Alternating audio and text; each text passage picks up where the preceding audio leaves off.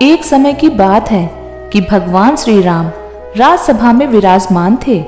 उसी समय विभीषण वहां पहुंचे। वे बहुत भयभीत और हड़बड़ी में लग रहे थे। सभा में प्रवेश करते ही वे कहने लगे, हे राम, मुझे बचाइए।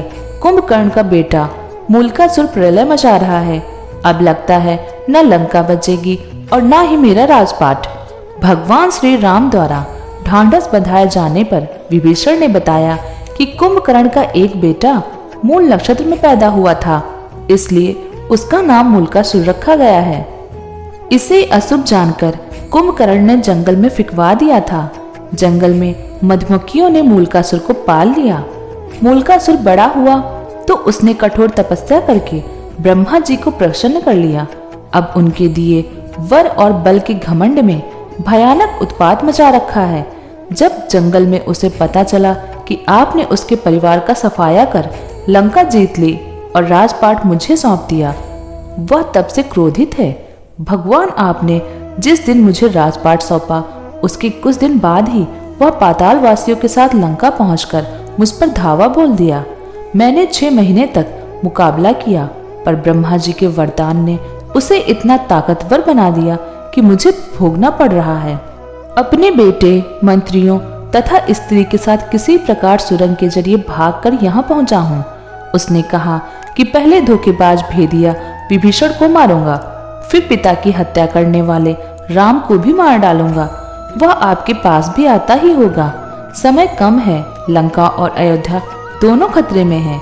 जो भी उचित लगे तुरंत कीजिए प्रभु। भक्त की पुकार सुन श्री राम जी हनुमान तथा लक्ष्मण सहित सेना को तैयार कर पुष्पक यान पर चढ़कर लंका की ओर चल पड़े। मूलकासुर को श्री रामचंद्र के आने की बात मालूम हुई। वह भी सेना लेकर लड़ने के लिए लंका के बाहर आ डटा। भयानक युद्ध छिड़ गया और 7 दिनों तक घोर युद्ध होता रहा। मूलकासुर भगवान श्री राम की सेना पर अकेले ही भारी पड़ रहा था।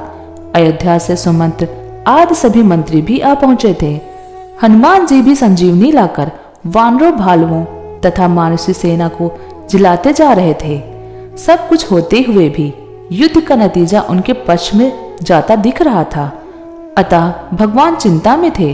विभीषण ने बताया कि रोजाना मूलकासुर तंत्र साधना करके गुप्त गुफा में जाता है।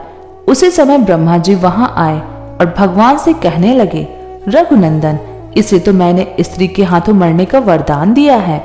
आपका प्रयास व्यर्थ ही जाएगा।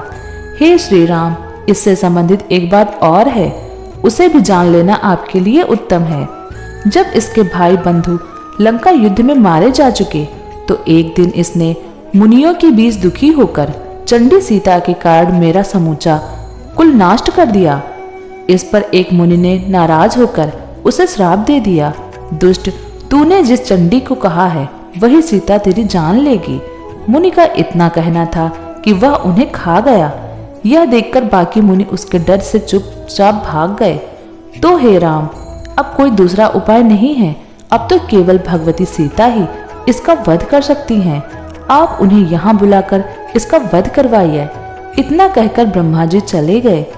भगवान श्री राम ने हनुमान जी और गरुड़ को तुरंत पुष्पक विमान से सीता जी को लेने भेजा। सीता देवी देवताओं की मन्नत मानती, तुलसी, शिव प्रतिमा, पीपल आदि के फेरे लगाती, ब्राह्मणों से पाठ रुद्री का जप करती, दुर्गा जी की पूजा करती कि विजय से राम शीघ्र लौटें। तभी गरुड़ और हनुमान जी उनके पास पहुंचे और राम जी का संदेश सुनाया। पति के संदेश को सुनकर सीता तुरंत चल दी। भगवान श्री राम ने उन्हें मूलकासुर के बारे में सारा कुछ बताया। फिर तो भगवती सीता को गुस्सा आ गया। उनके शरीर से एक दूसरी तामसी शक्ति निकल पड़ी। उसका स्वर बड़ा भयानक था। यह छाया सीता चंडी के वेश में लंका की ओर बढ़ चली। इधर श्री राम ने वानर सेना को इशारा किया कि मूलकासुर जो तांत्रिक क्रियाएं कर रहा है उसको उसकी गुप्त गुफा में जाकर तहस नहस करें। वानर गुफा के भीतर पहुंचकर उत्पात मचाने लगे तो मूलकासुर दांत किटकिटाता हुआ सब छोड़ छाड़ कर वानर सेना के पीछे दौड़ा। हड़बड़ी में उसका मुकुट गिर पड़ा। फिर भी भागता हुआ युद्ध मैदान में आ गया। युद्ध के मैदान में छाया सीता को देखकर मूलकासुर गिरजा, तू कौन? अभी भाग जा, मैं स्त्रियों पर बल नहीं दिखाता। छाया सीता ने भी भीषण आवाज करते हुए कहा, मैं तुम्हारी मृत्यु चंडी हूँ।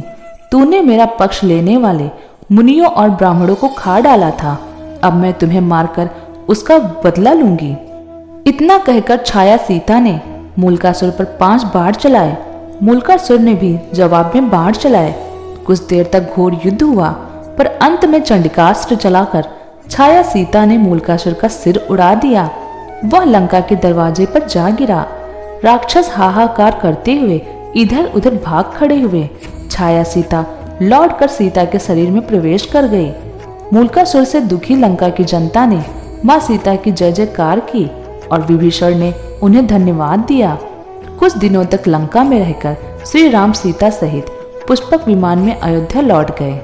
दोस्तों, अगर आपको जानकारी पसंद आई हो तो हमारी वीडियो को लाइक करें और हमारे चैनल को सब्सक्राइब करें। धन्यवाद। जय श्री राम।